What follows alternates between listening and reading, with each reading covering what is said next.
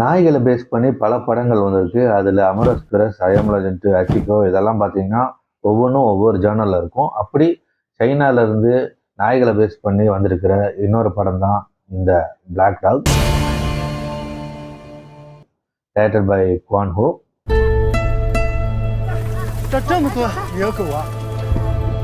படத்தோட கதை என்னன்னா, நம்ம லேங் ஜெயிலேருந்து ரிலீஸ் ஆகி சொந்த ஊருக்கு வராது.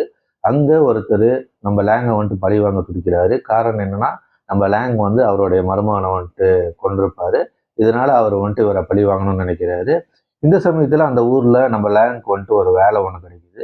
அது என்ன வேலைன்னா, அங்கே ஒலிம்பிக்ஸ் வரனால அங்கே இருக்கிற திருநாய்க்களை எல்லாம் வந்துட்டு பிடிக்கிற வேலை.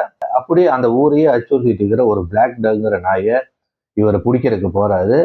இறுதியா இவங்கெல்லாம் சேர்ந்து அந்த பிளாக் டாகை பிடிச்சாங்களா, அந்த பழிவாங்க துடித்த அந்த நபர் இவரை வந்துட்டு பழி வாங்கினாரா, கூட்டம் கூட்டமா அந்த மக்கள்லாம் வந்துட்டு அங்கேருந்து ஏன் வெளியேறினாங்க, இதையெல்லாம் தான் இந்த படம் வந்துட்டு ரொம்ப உணர்வுபூர்வமாக பேசுது. இந்த black coal thin ice, ash is purest white, the coffee in the mountain, இந்த மாதிரி படங்கள்லாம் நீங்கள் பார்த்துருந்தீங்கன்னா கண்டிப்பாக இந்த படமும் உங்களுக்கு பிடிக்கும். அப்படியே அந்த லைஃப்பை காமிச்சிருக்காங்க, அவ்வளோ யதார்த்தமாக இருக்குது. அந்த ஊரில் என்ன வர போகுதுங்கிறத வந்துட்டு ஒரே ஷாட்டில் சூப்பராக சொல்லியிருப்பாங்க.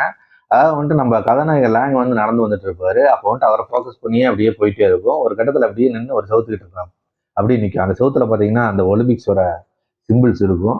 அதை வந்துட்டு ரொம்ப சூப்பராக வந்துட்டு ஒரே ஷாட்டில் வந்துட்டு கன்வே பண்ணியிருக்காங்க.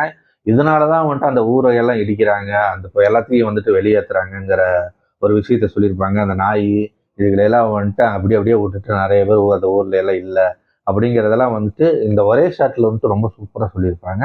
இதே மாதிரி நம்ம லேங்கோட அப்பா வந்துட்டு ஒரு ஜூ வச்சிருப்பாரு. அங்கே ஒரே ஒரு புலி மட்டும் இருக்கும். அதை பார்த்துட்டு இவர் வந்துட்டு கொஞ்சம் ஆல்கஹாலிக்காக இருப்பார்.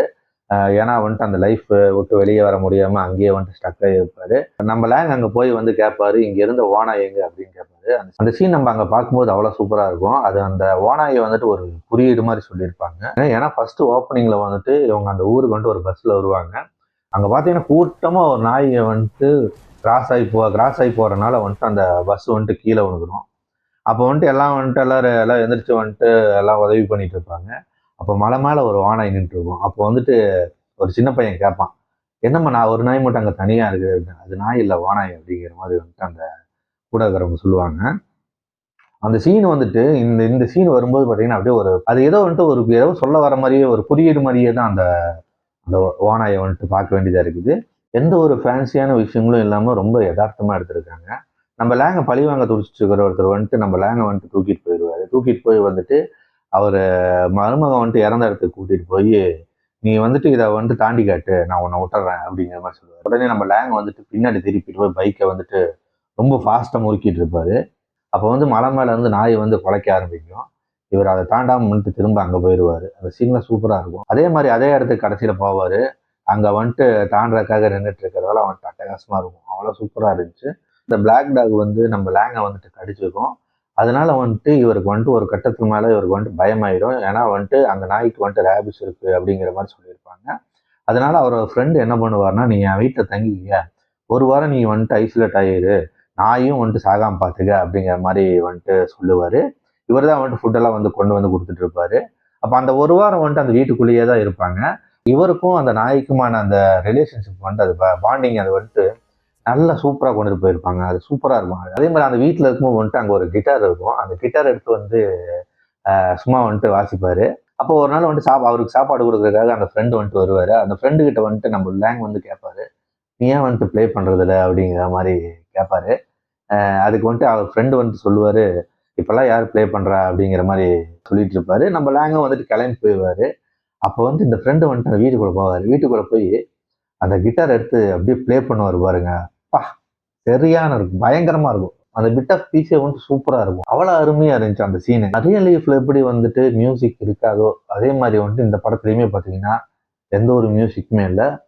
இந்த மாதிரி இந்த இந்த கிட்டார் ப்ளே பண்ற ஒரு மியூசிக்கும் கடைசியில ஒரு பாட்டு மட்டும்தான் வரும்.